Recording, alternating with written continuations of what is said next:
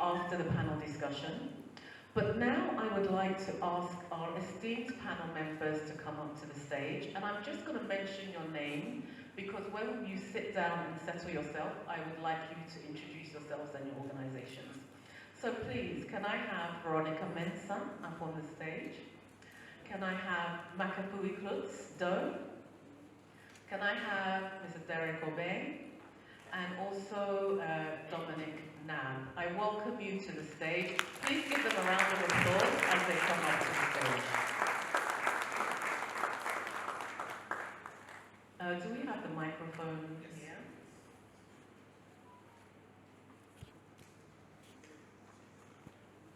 Please come and take a seat. I'm not scary.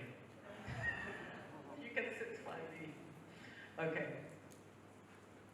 We're just getting the microphones and then we can get started.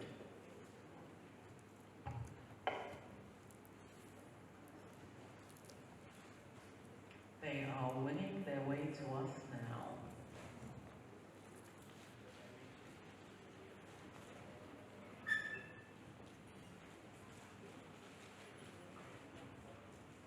Okay, so while they are bringing the microphones up to us, what I would like to start with is asking the panel themselves to introduce who they are, their organization and role, and why it is important and essential for you as NPOs, NGOs to engage with their office. So please, I would like to start. Please introduce yourself, your organization, and why we need to engage with you. My name is Dominic Nam. I work with the Ghana Revenue Authority as the head of design and monitoring policy department. Ghana Revenue Authority, as you know, is a friend and a partner in development. We raise revenue, we administer taxes, and we also refund taxes when you pay. We do that quite often. Now, in the case of the NGO, if you are well established as this on the law, you don't pay taxes as you do, and I'm sure we'll be discussing all those things. But some are not actually structured properly, and they are those we go after to pay taxes. So I'm sure by the end of this discussion, we'll get to know what we're supposed to do to ensure that we avoid the landmines. As this. Thank you so much, Dominic. Yeah, hello, good morning. My name is Veronica Mensah, Assistant Chief Company Inspector of Office of the Registrar of Companies, ORC. ORC is an institution established under the Companies Act 2019, Act 992.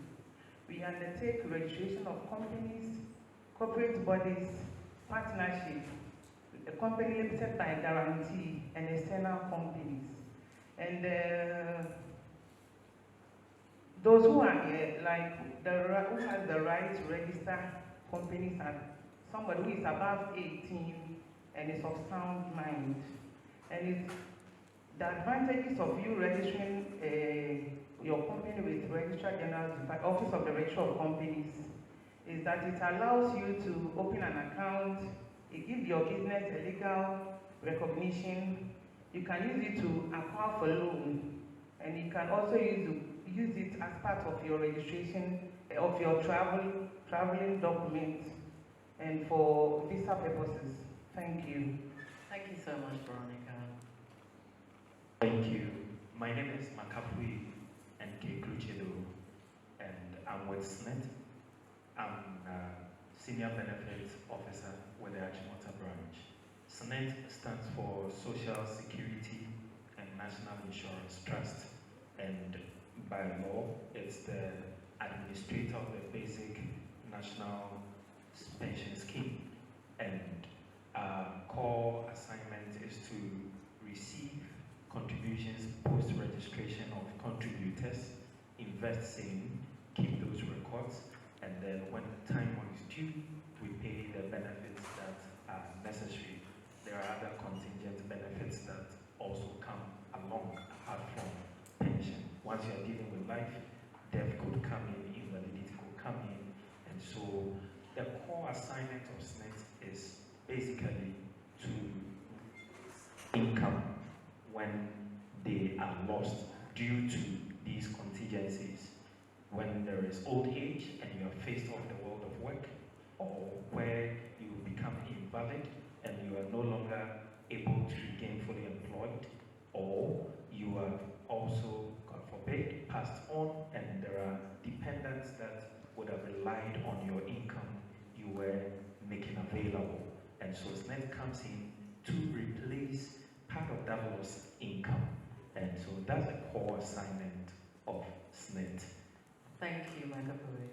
Thank you. We will come back to hear more. Please, can you pass on to... Good morning. My name is Derek Obin. I'm with the non-profit organization secretariat. I'm the head. And basically what we do is to license non-profit organizations to operate as such. Per our policy and directives, all non-profit organizations are supposed to register with us, and we will give you the license of the authorization to operate. We do first-time registration when you start, and after doing the first-time registration, you are supposed to do annual renewals, where you are required to present annual reports and audited financial reports. We also publish on our website organizations in good standing, and we serve as a middleman or the liaison between the NPO sector and the ministry, our mother ministry, the Ministry of Gender, Children and Social Protection. So we liaise between the government and the NPO sector. We also provide services like recommendation services, where we get requests or letters from embassies or foreign donors who want to inquire about NGOs. Sometimes you may not even know. They inquire about us whether you are compliant or you're in good standing, and we write such letters to them. We also have what we call tax exemption, where organizations are importing goods from outside the country, and that's a way that the government has incentive NGOs by not paying taxes. You apply to us, we will write a compliance narrative to our mother ministry, that's Ministry of Gender, then on to Ministry of Finance or to DRA. They will decide whether they want to grant the tax exemption, so that you're not supposed to pay taxes on the imported goods. Thank you. Thank you so much, Derek. Wonderful. Okay, so let's carry on with the questions. Now that you understand the importance of the people and organizations that are here, and you will have your chance to ask questions later as well. So get those questions prepared so that you can give them a bit of a grilling up here.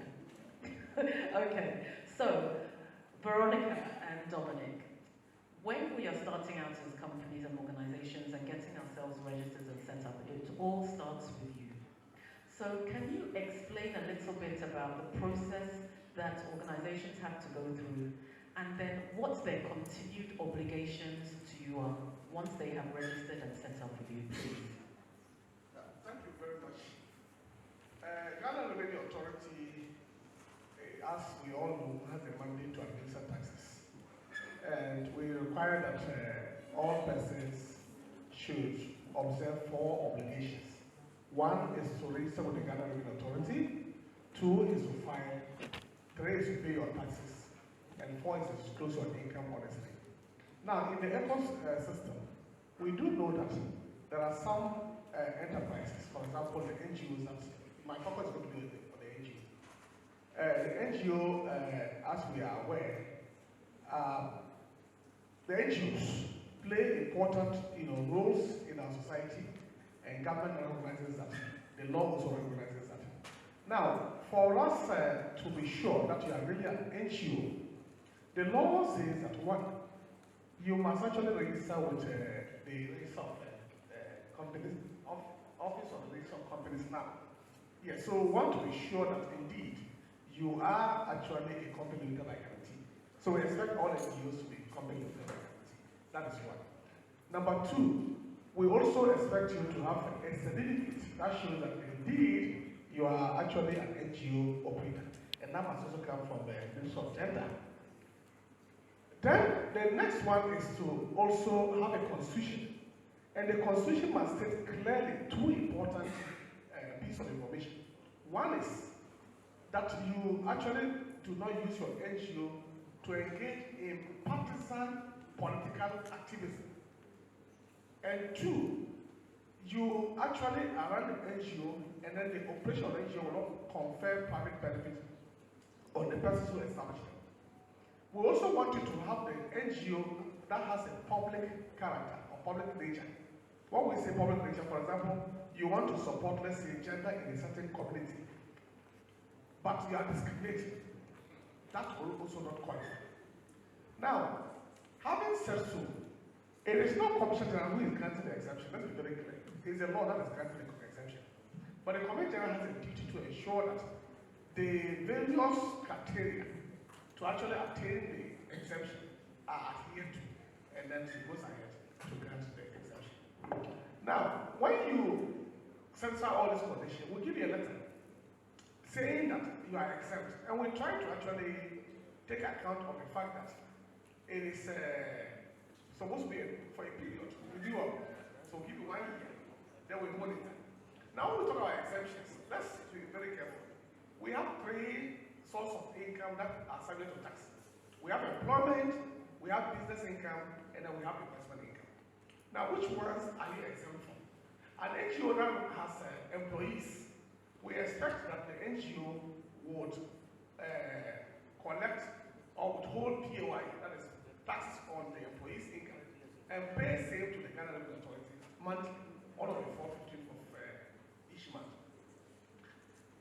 Number 2, if an NGO is making payment to suppliers, we expect a withholding tax unless the suppliers are exempt from tax.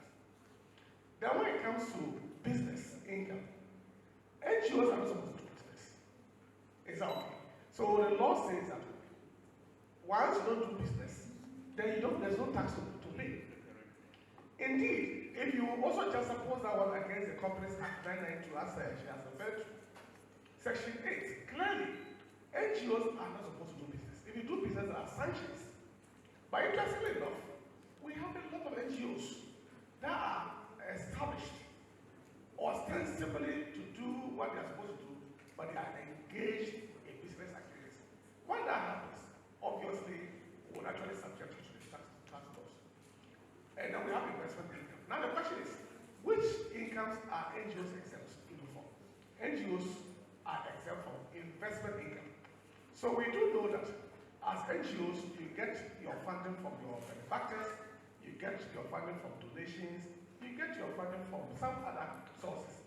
Now, when that is done, and then you invest them, you put them into investment. Let's say you buy T-bills, you put up buildings for renters. Is that okay? All these ones are investments in the future. We are saying that they are not actually taxable. But you would have to actually get a confirmation from GRA, and it is renewable. Now, when it comes to the end of the year, we expect you to also submit a tax return on your activity. Then we'll look at it and see whether you are in conformity with the law. And when that happens, we'll keep renewing. There's a challenge, and that challenge has to do with tax clearance certificate. I was having a discussion with Mr. Derek earlier about the fact that with the two of us, we have to synchronize our processes. What happens is that when you want to get our exemption, we expect you to go to them for a certificate saying that you are into NGO activity. Then you go to them, they will also tell you, bring tax filing certificate. Now the question is, which one should come first? Exactly. That is where there is always a challenge. But I believe strongly that once you go to them, that is for the first time, they will give you the certificate. When they do that, you come to us and will provide that you are exempt. Before the end of the exemption, come to us for a tax filing certificate so they can go to them to get the new one. When you don't do that, it's going to be a challenge. Thank you very much. Thank you, Dominic. So we have only just hit the first part of the puzzle, right? And then we just see how much information we have to retain from one organization to be able to be compliant with the system. So we understand that it can be challenging. But let's still continue on this journey with Veronica about the processes that we need to go through to make sure that we are properly registered first before we even start to deal with the other elements of the business. Yeah, hello. I remember when I was speaking for the first time, I mentioned Registrar General Department. We used to be Registrar General Department, but with the enactment of the new Companies Act, we now have Registrar General Department and Office of the Registrar of Companies, which is autonomous. But the Registrar General Department is still under civil service.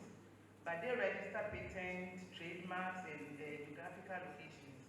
And we register companies and other things.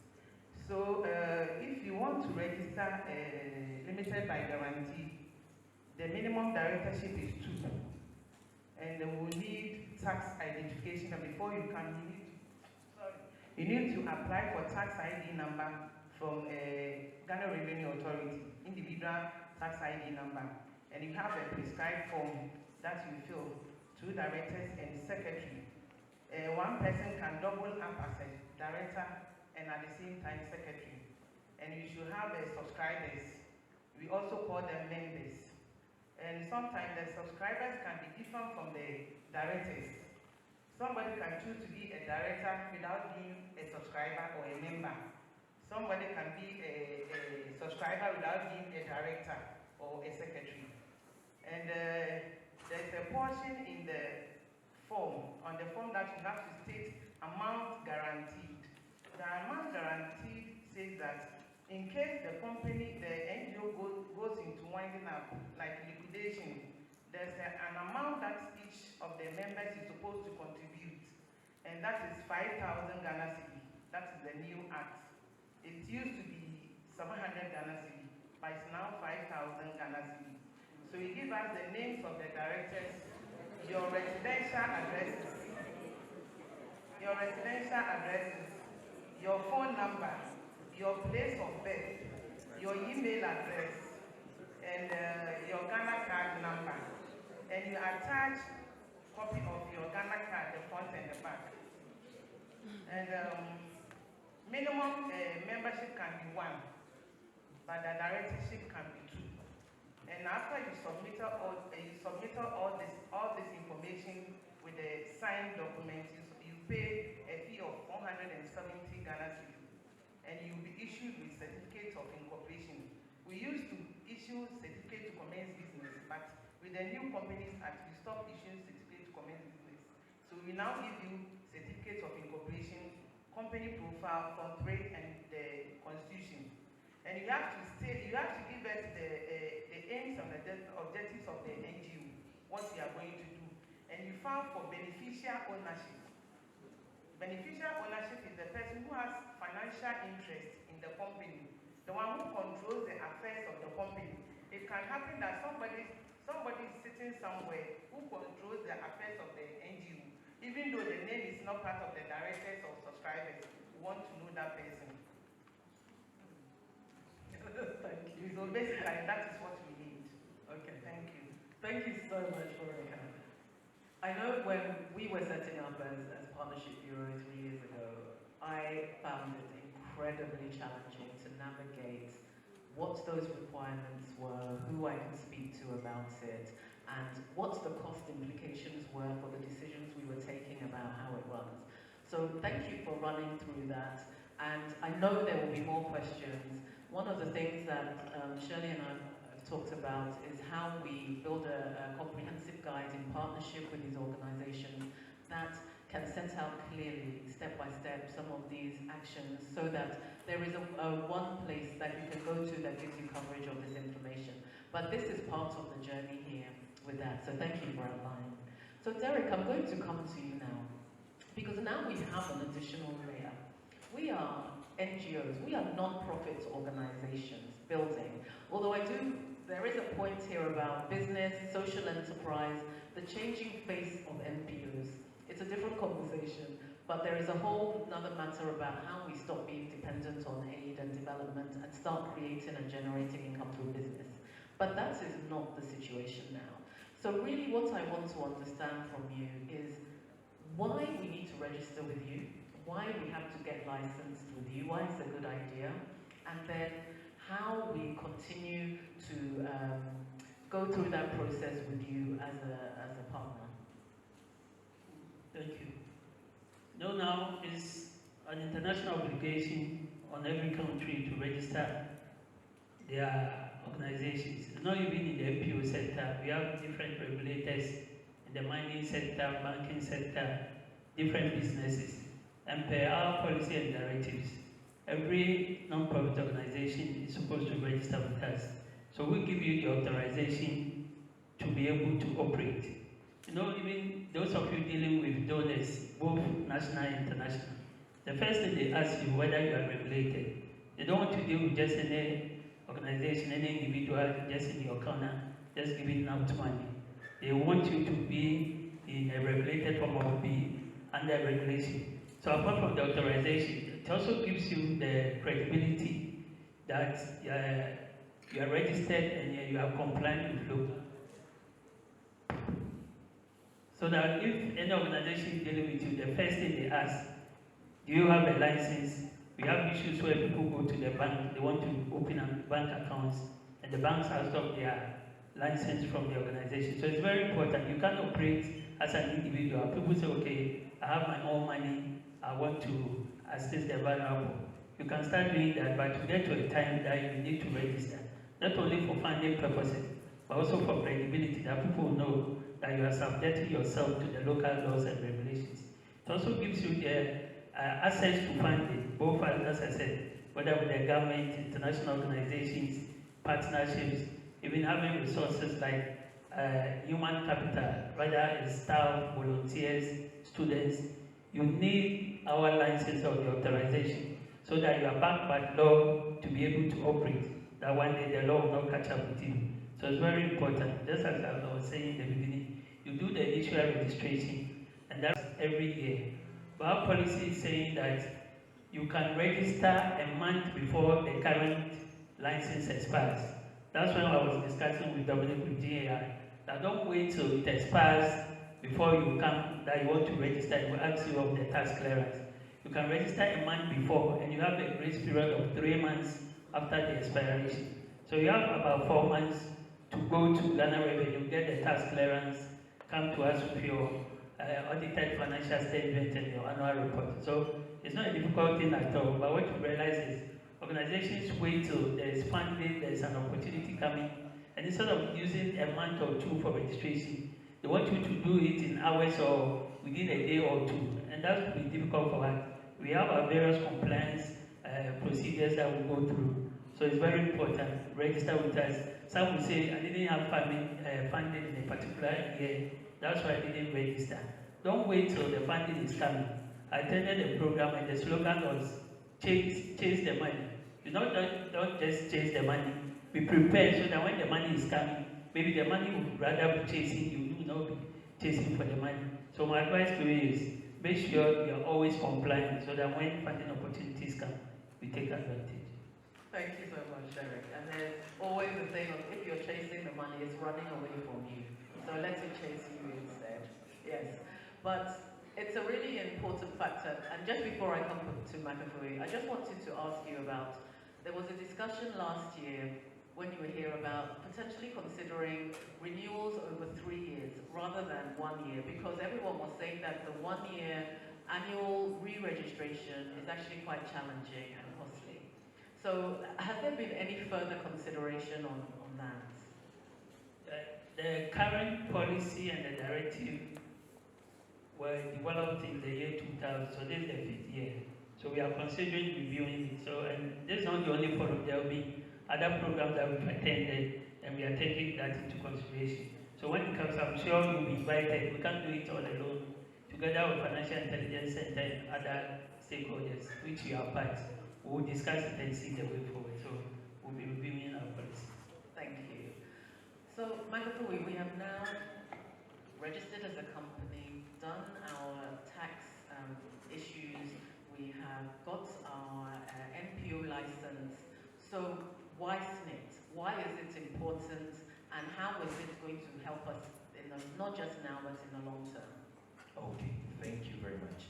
So for SNET, we come in as we have just narrated at this point because, first of all, there are regulatory concerns that must be met, that we are not seen as an institution that is, for lack of a better word, rogue and just operating for our own benefit.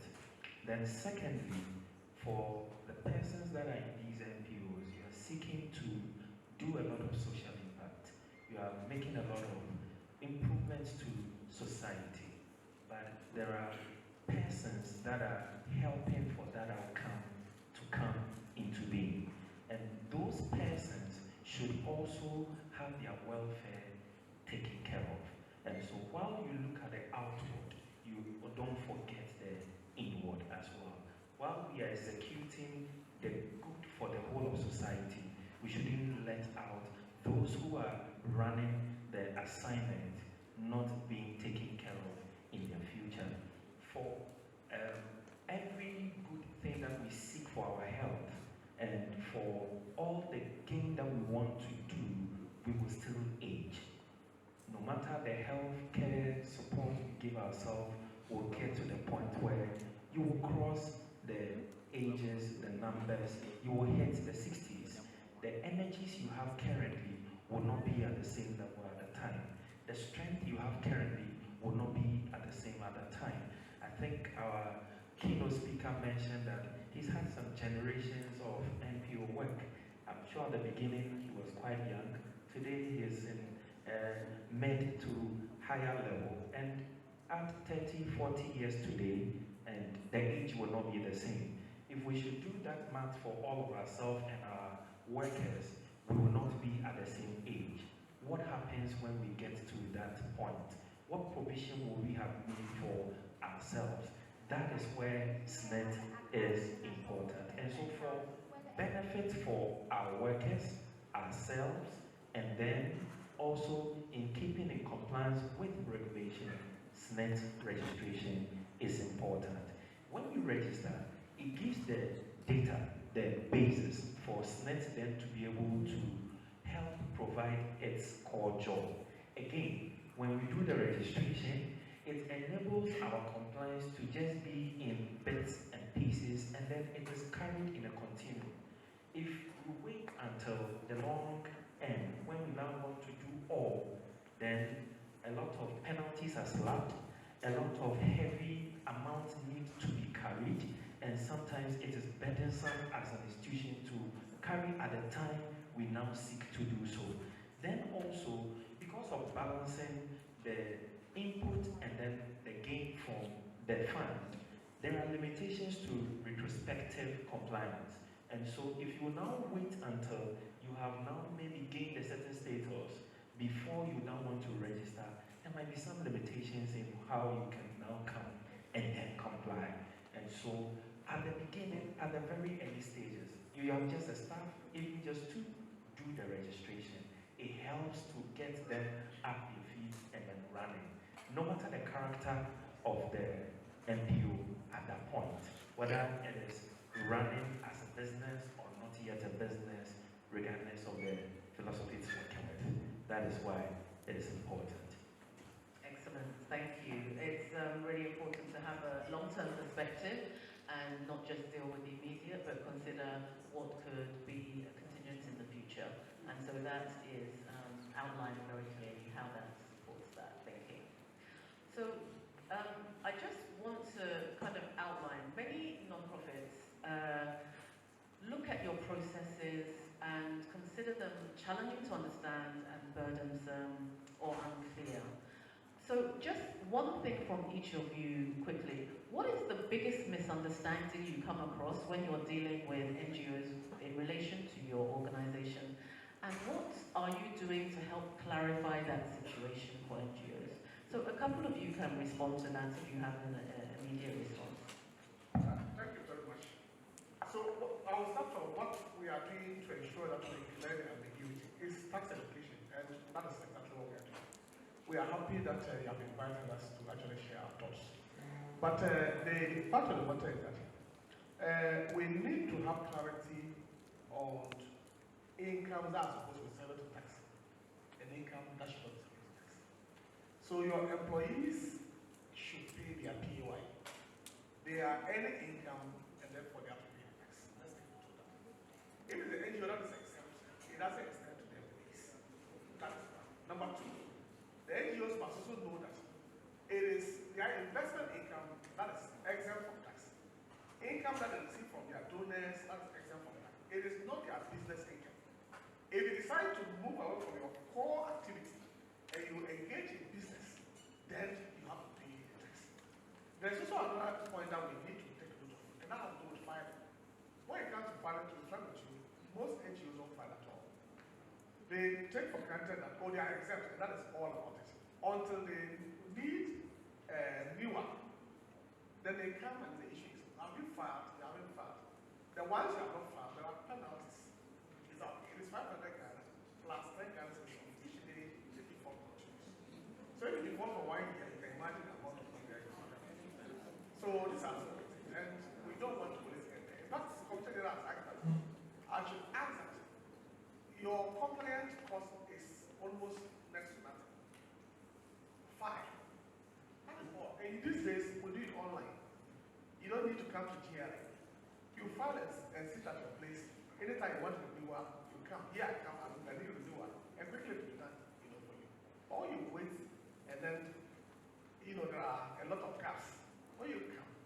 The point actually is that, and you should know, that GRA has now even moved from manual operations to automation. So it's the system that will generate the penalty. It's the system that will generate interest. It's the system that will actually flag you as a risky person. I will not do it. Is that okay? So this has what it is. Thank you. Thank you. Can I have one more response to that? Please, is there somebody that wants to respond to that? Oh, Okay. like you were poised. Makabu, you look like you were poised. Veronica, you look like you were poised for that one. Makabu, at our end, you are supposed to file annual returns every year. When I was talking, I left out auditors. You are supposed to add auditors consent letter to your registration. And we'll give you 18 months after registration to file the first annual returns.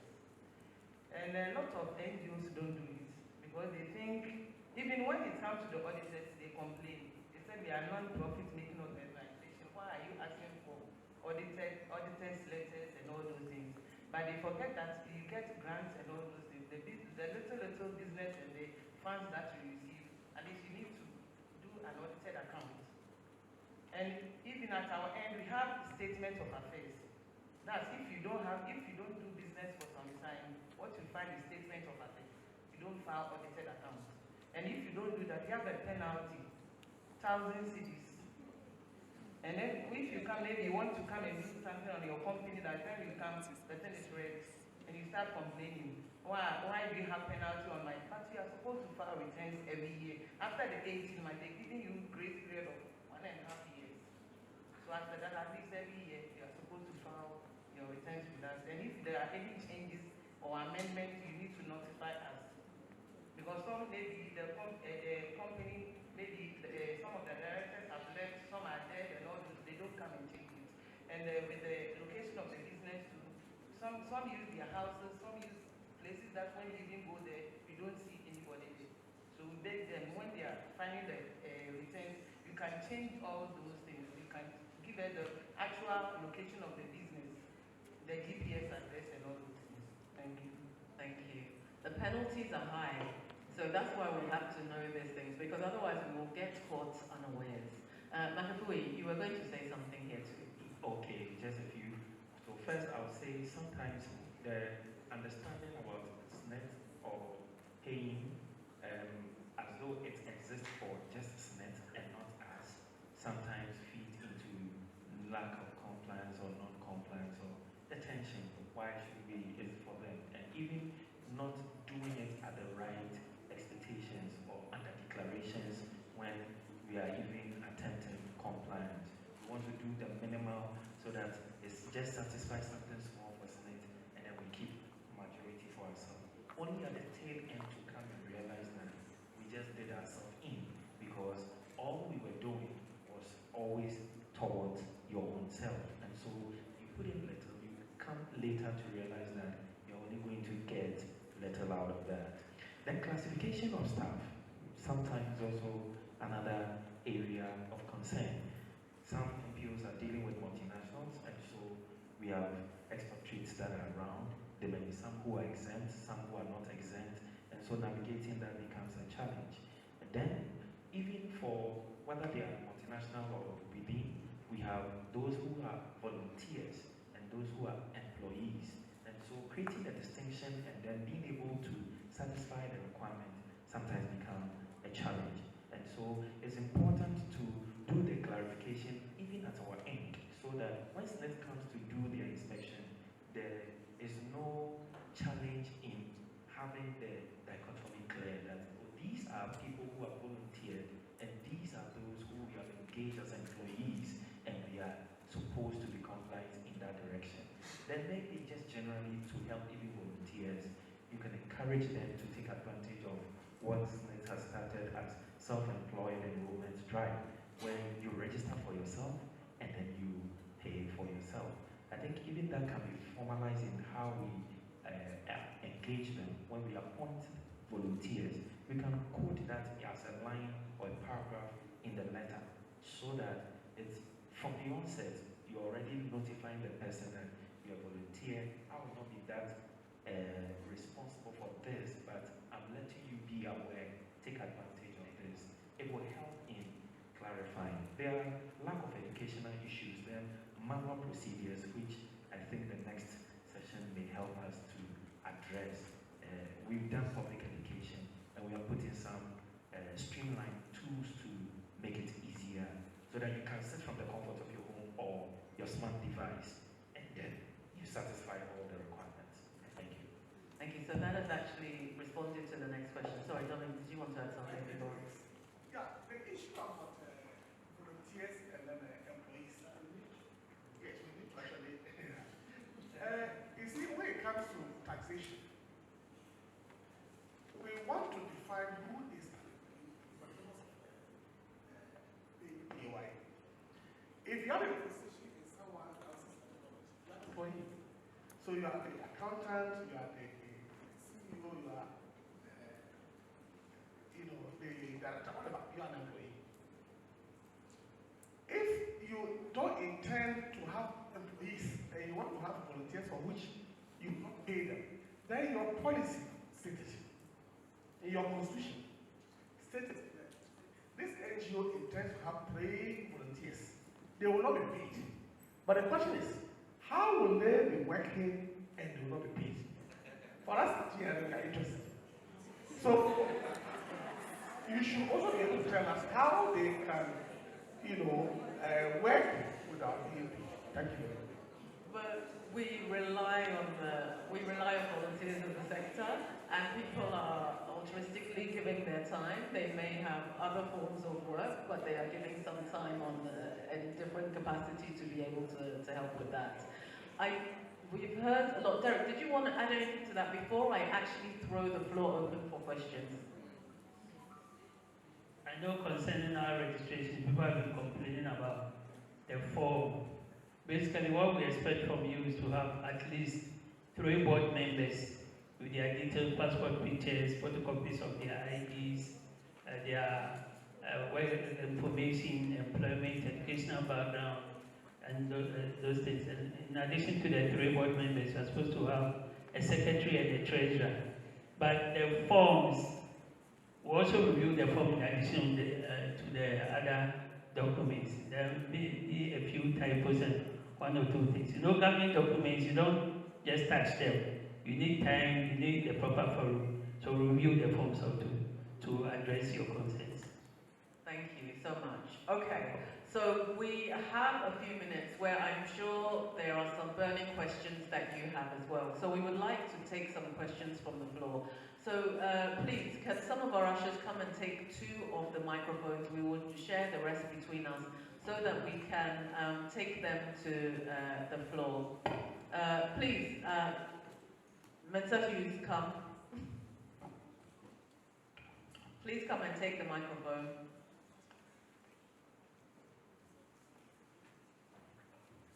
There is a hand raised at the back there, and there's a hand raised at the side here. Please come and take the other microphone. And then I'll move this one around a bit so that we can get around the floor quicker. Okay, so good day, everyone. So I have 3 questions. I think 1 to GRA, Senate, and then to the NPO. Oh, we have another, sorry, who is speaking? I've lost you. I'm here.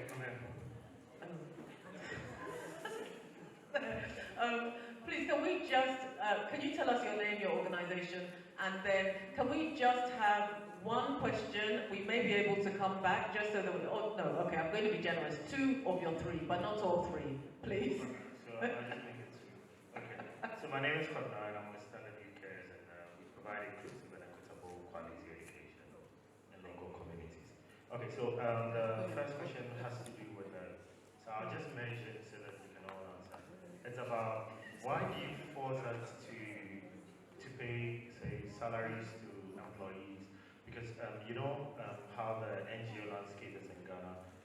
Most of us, let's say we have other jobs, like an 8 to 5 job that we're doing, and these are voluntary jobs that we are actually undertaking. So say I'm being paid in my organization where I work 8 to 5, and I have an NGO that is supporting people, and I have families and friends who want to help me drive what I'm doing, and they come in as employees, and we all have an understanding on an agreement that we are not paying salaries to say build it to a base, or we are so financially dependent that we don't actually even need the salaries. But when you are filling the GRA, the pay, I mean, it's mandatory. You're supposed to put an amount there that you pay so that it can generate what you're supposed to pay to them. So I mean, that also applies to SNET. And also sometimes the challenge also comes in where you put in these values, etc. and all that. And once you register with them, you're supposed to file till you die, I guess. So even previously, when they have not automated their system, when you're out of Ghana or you're out of town, and it's just you running the business, you will come back and there's so much, the 500 cities and every day 10 cities. I feel your pain, but what is your question? That's the question. Why is it compulsory? Why is it compulsory? Yeah. Okay, that is the question. And then the last question, the second question is to Andy. What's the processing time to actually get the NPU certificate? Okay. Thank you. All right, that might be an easier one to answer. Do you want to start?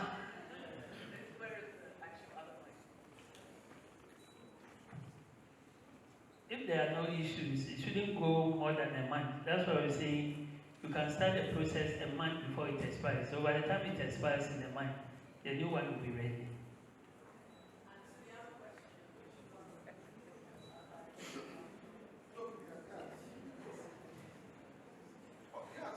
We actually understand the peculiarity of the NGO's operations. That in most cases you engage volunteers who are actually not paid. As I said, if that is the case, state it in your constitution. Let it be very clear. If you don't state in your constitution, but you indicate that you have some number of workers, we understand workers to be employees, and we understand that they must be paid. So if they have to be paid, unless there's any exception, then the PAYE must also be paid. So let's take a look at that. And we had another question.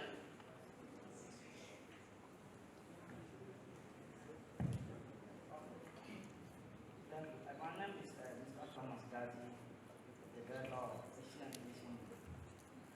It seems I have these 2 questions. The one goes to the first man sitting in front of us. The last one will go to the last person sitting in front of us. In fact, I personally know that when you register a company, you have to be the name of registration. Especially when you register with Registration Department. Then now you are seeing MPUs also coming. We need to have to register our company with 2 different departments, which at first shouldn't be so. And at times when you get to the social welfare, especially when you want to register a company with banks, then they also tell you, have you registered with the social welfare department? So it look as if registration is too much for this our NGOs. So if they can possibly attend to only one registration, like general registered general department, I think that is also fine, because I'm looking at this, the government is not too much. You go to social welfare, you pay. You go to NPO, you pay. Then you go to this one, this one, what about? So what kind of payment is this? And remember, we are non-governmental organizations. We don't receive anything from anyone. Actually, we are forced ourselves to pay and other. Thank you very much.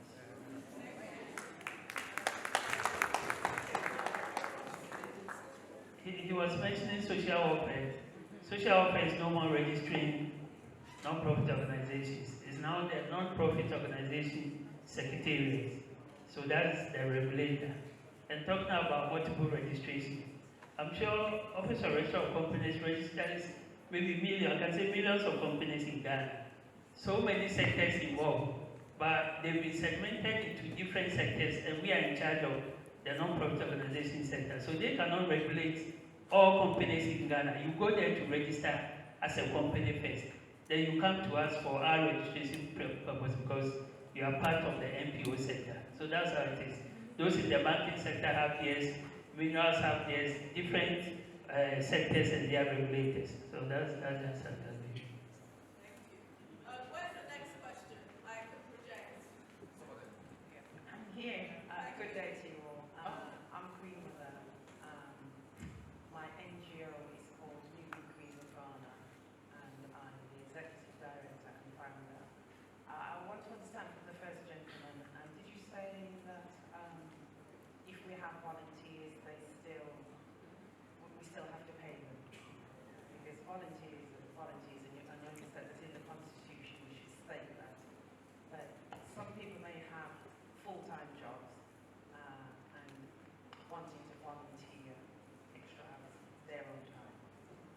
And the other thing is, it's been 5 years in considering the annual renewal. 5 years is a very long time while we're still holding our money, basically. And we're doing there's a lot of NGOs here that are doing a lot of valuable work, and we're not being recognized by the government with regards to funds and sponsorships. Thank you. Yeah, so thank you very much. I think I did indicate that if they are volunteers, we know that there are some who do have a regular work, but are just providing a supporting hand to the NGO and therefore are volunteers. Indicate that in your constitution or in your policy and let GRA know that these persons who are working with you, they are volunteers.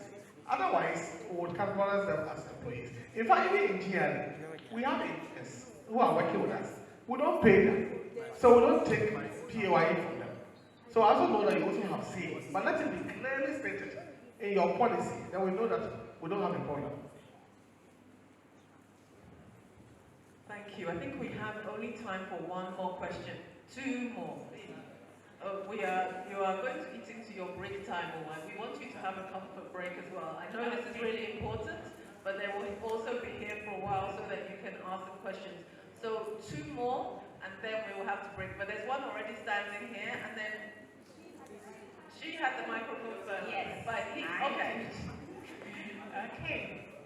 So I want to thank the panelists for taking their time to explain some of these compliance issues to us. So I wanted to find out, is it possible to have a booklet like about compliance, because it keeps changing. Last year it was a bit different from what we are hearing, and you just want to just be on top of it, know what you're supposed to do so you don't go off. So I don't know if this is for NCBO or for the panelists, but I think it will help a lot. And then my question is, I see how the panelists, they've taken their time, they're so calm, cool, collected out there. But when you have to deal with the organizations, it's terrible. It's like the hostility, the pain, just wanting to be compliant. I don't know if you get that feedback. If you don't, then I'm sorry, maybe I'm the only one that has had to. Okay, so I'm not the only one. Just wanting to be compliant has come with so much pain. It's not fun. I don't know what you can do about it concerning sometimes your staff. It's bad, like really, really bad. I don't know if you can feel my pain. I hope you can do something about it. Thank you. Okay, so thank you. Any internal, yes, no, but I just wanted to ask if there is any conversation that happens between you about creating a compliance guide that is interconnected. Do you have interdepartmental conversations about actually creating something that links all your processes together? No. So this is the forum for us to start, because Shirley and I have been talking about it for a while. So let's create that convening so that we can actually have that conversation, so that we can support this understanding. And we are also, Partnership Bureau is also available to support staff training and actually thinking about how you deal with organizations as partners and relationally. Because sometimes I think the pressures of work make people react in certain ways, but we are all trying to achieve something together. But sometimes we also don't take the time to train, right? To actually take time to cultivate our staff and give them a better understanding and have those interconnections based on that comment. So please, one final. This is the final question. We have some more questions in Lency. Hey, he has also been waiting for a really long time. Hey, look, I am losing control. Somebody else better come and take control. Right. Okay, final. Please, he will go because he had from the very first question, and then your final one, and then we are closing. Okay, thank you. My name is Karisi Tete, I'm the founder and executive director of Life Macap. I mean, as I said clearly, that is not a business income. That is part of the investment. So there's no tax implication when it comes to those things. Including consulting for No. Please, consulting is business. We have counsel. When you are come away here, he will tell you. It's consultancy, and therefore it's taxable. But I do think there's a really interesting point about the way in which we do business differently, because sometimes it's about the people skill that you give, which can be classed as consultancy, but actually it's about serving the community in a different way. So there are some interesting narratives that we have to discuss around that. So I'm happy to have the conversation with you, and then we can bring him into the conversation. Okay, final one before we break, please. Thank you so much for the opportunity. My name is Feruza Salisu, and I work with Star Ghana Foundation. My first question goes to GRA.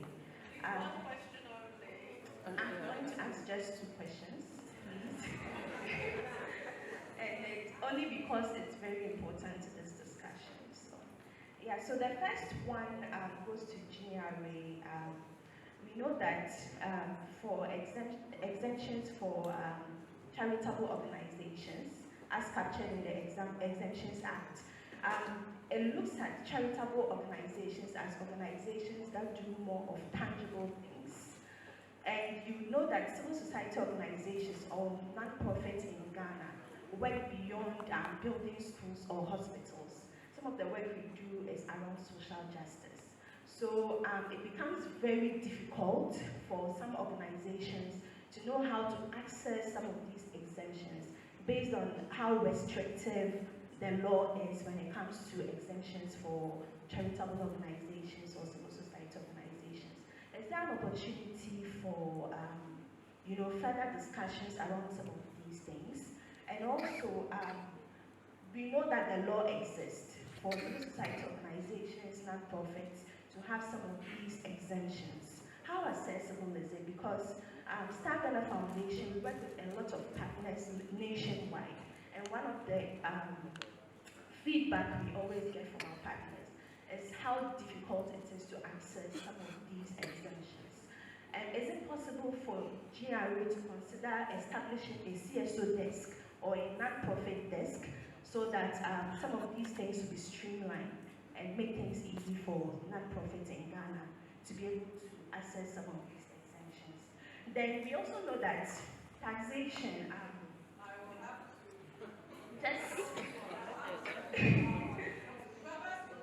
okay, so the last one goes to the NPO Secretariat very quickly.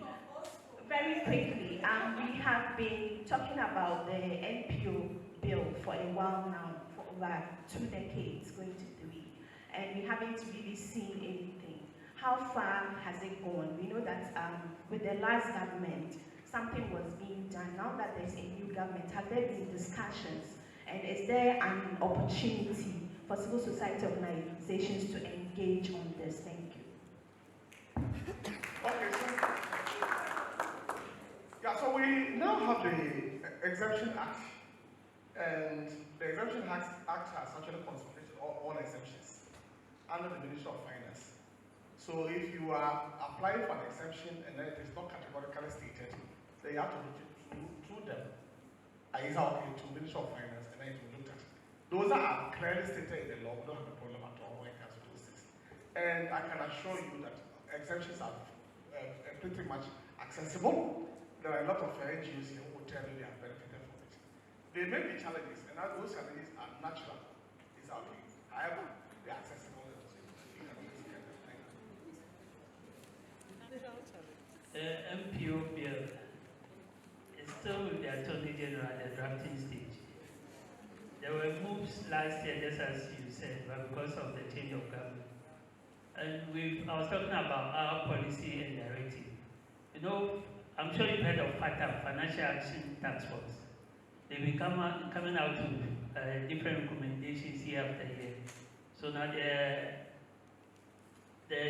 what we are thinking of is reviewing the policy, because we don't know how many years the bill will go to Parliament and to be passed, whether it will be this year, next year, but until the bill is passed, we need the policy and the directive to be working with.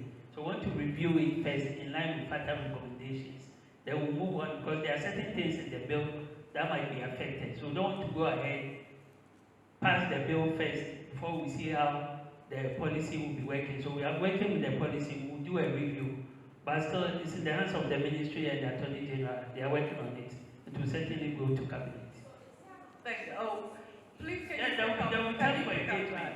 Even when it goes to Parliament, Parliament will be engaging stakeholders before it is passed. Okay. There's obviously a lot more questions to come. You have to grab it by the time it comes on the stage. Okay. So thank you very much for bringing those questions, but a special thank you as well to the panel for also coming and explaining as much as they have in explaining the questions.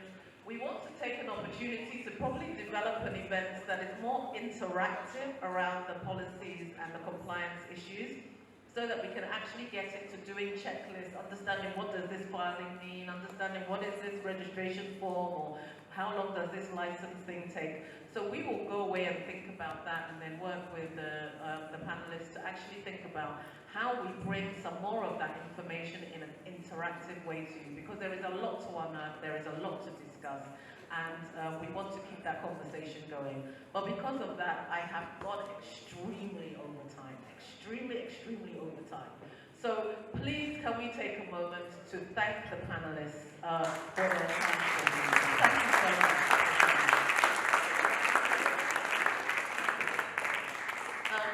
We are going to take a group picture before you go. Please, can you, just before you go to break, go to your Menti forms.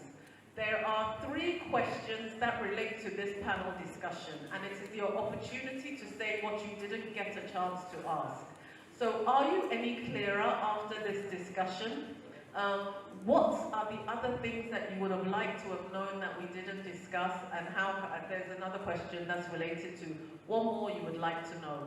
So please, if you want us to be able to address that, please fill in those questions on the Menti form. Go back to the Menti, fill in those questions. Thank you. Thank you, Constance.